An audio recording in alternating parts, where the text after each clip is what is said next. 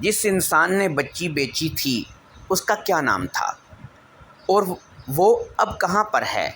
تاجر مسعود نے پوچھا، کیونکہ اب تک سب یہ اندازہ لگا چکے تھے کہ صورتحال کس طرف جا رہی ہے۔ جناب جلدی سے اس بات کا جواب دیں، اس آدمی کا نام بتائیں جس سے ساہوکار نے، اقبال انصاری نے بچی کو خریدا تھا۔ مسعود نے بے تابی سے پوچھا۔ وہ شخص کچھ دیر خاموش رہا اور پھر اس نے کہا، بلال۔ جی ہاں، بلال نام تھا اس شخص کا۔ اس شخص کے یہ الفاظ کسی دھماکے سے کم نہیں تھے۔ مسعود باقاعدہ کانپ رہا تھا۔ یوسف کی حالت بھی بری تھی اور خاتمہ بھی اب سمجھ چکی تھی۔ مسعود کی آنکھوں سے بے اختیار آنسو جاری ہو گئے۔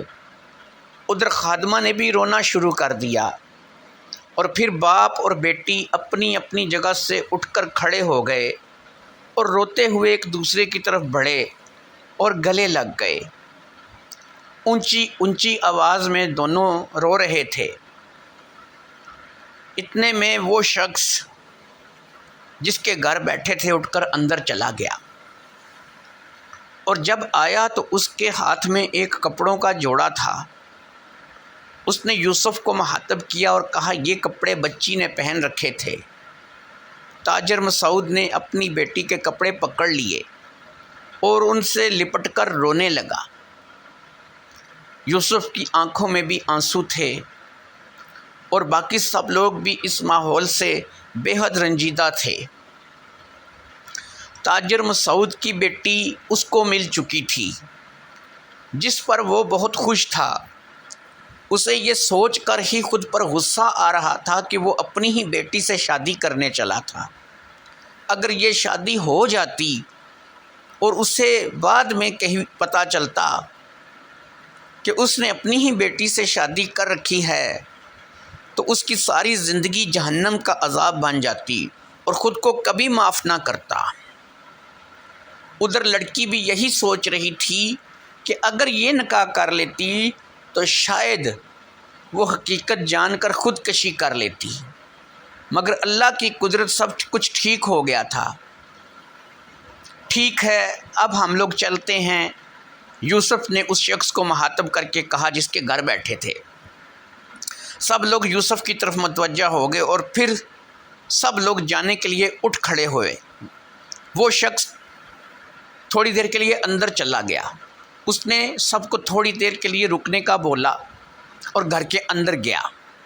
پھر اس نے سونے کا ایک سیٹ لا کر تاجر مسعود کو دیا۔ یہ تمہاری بیٹی کے لیے میری طرف سے تحفہ ہے، اس کا انکار مت کرنا، رکھ لو۔ تاجر نے تحفہ قبول کر لیا اور پھر سب اجازت لے کر وہاں سے رخصت ہو گئے۔ اب یہاں سے مفتی شرف الدین صاحب کا مدرسہ قریبی تھا۔ طے یہ پایا کہ ان کے مدرسے سے ہوتے ہوئے گھر جائیں گے تاکہ ان کو بھی ساری حقیقت بتا دیں۔ جس آدمی سے خادمہ کو خریدا گیا تھا اسے تاجر مسعود نے انعام وغیرہ دے کر رخصت کر دیا اور زبیر بھی اجازت لے کر گھر چلا گیا۔ مفتی شرف الدین رو رہے تھے۔ ساری بات ان کو بتا دی گئی تھی اور بات جان کر وہ مسلسل رو رہے تھے اور ایک ہی بات کی رٹ لگائی ہوئی تھی کہ اگر وہ یہ شادی کروا دیتے تو ان کو تو جہنم میں بھی ٹھکانہ نہ ملتا۔ وہ اپنے سارے دعوے بھول چکے تھے۔ بہرحال انہوں نے خود کو سنبھالا اور تاجر مسعود اور یوسف سے مخاطب ہوئے، مجھے درویش کے پاس لے چلو۔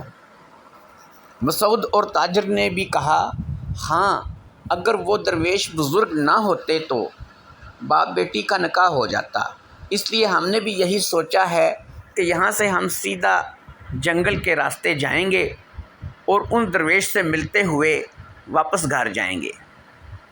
اور پھر سب نے مل کر اس بات کا متفقہ فیصلہ کیا کہ جنگل کے راستے اس दरवेश से मिलेंगे।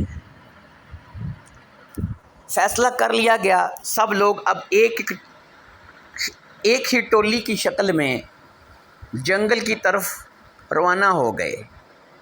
ताजर मसूद और उसकी बेटी यूसुफ और मुफ्ती शरफुद्दीन साहब, और फिर वो लोग वहाँ पर पहुँच गए जहाँ पर वो दरवेश बुज़ुर्ग बैठा करते थे। मगर ये क्या, आज वहाँ पर कोई नहीं था। सब लोगों ने तलाश किया मगर वो कहीं ना मिले। जंगल में तलाश किया गया और फिर जंगल से बाहर बगदाद शहर में भी उनको कई दिन तक तलाश किया गया मगर वो दोबारा नज़र नहीं आए। थक हार कर सब अपने अपने कामों में लग गए। बाप को बेटी मिल गई थी, सब हंसी खुशी ज़िंदगी गुजारने लगे। कुछ अरसे में ताजर की बेटी की शादी ज़ुबैर से हो गई। आज भी जब यूसुफ और मसूद मिलकर बैठते हैं तो अक्सर यही ज़िक्र करते हैं कि वो दरवेश कोई इंसान नहीं था, ऐसा लगता है अल्लाह का भेजा हुआ कोई फ़रिश्ता था, इसीलिए तो आज तक नहीं मिला। दोस्तों, उम्मीद करता हूँ कि आपको मेरी ये कहानी पसंद आई होगी। अगर मेरी कहानी आपको अच्छी लगे तो मेरे चैनल को सब्सक्राइब करें, लाइक करें, कमेंट करें, शेयर करें ताकि मैं मज़ीद काम करूँ, मेहनत करूँ। अल्लाह हाफ़िज़।